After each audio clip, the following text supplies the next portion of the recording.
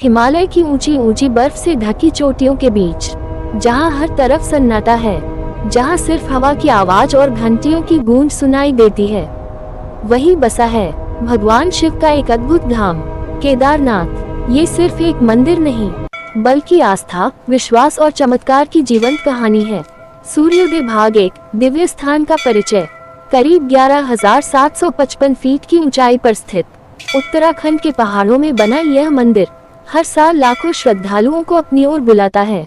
कहते हैं यहाँ तक पहुँचना आसान नहीं, लेकिन जो यहाँ पहुँच जाता है वह खाली हाथ कभी वापस नहीं लौटता।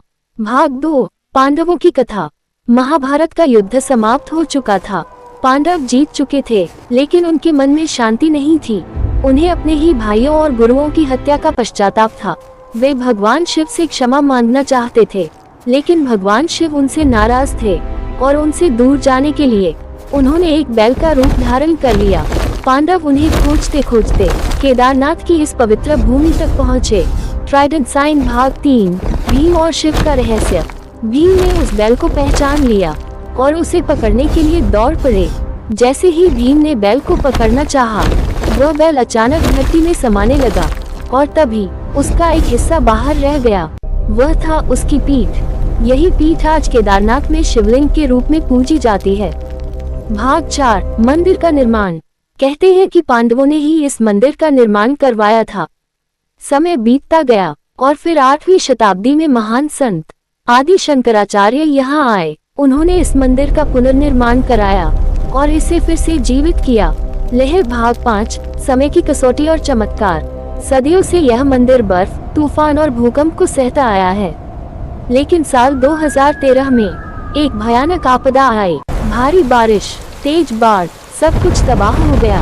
लोगों को लगा कि अब मंदिर भी नहीं बचेगा, लेकिन तभी एक चमत्कार हुआ। एक विशाल चट्टान मंदिर के पीछे आकर रुक गई और उसने पूरे मंदिर को बचा लिया। आज उसे भीमशिला कहा जाता है। फोल्डेड हैंड्स भाग 6, आस्था की यात्रा। केदारनाथ की यात्रा आसान नहीं है। कठिन पहाड़, ठंडी हवाएं, लंबा सफर, लेकिन फिर भी लोग आते हैं, क्योंकि यहाँ आकर उन्हें सिर्फ भगवान नहीं बल्कि खुद से मिलने का मौका मिलता है।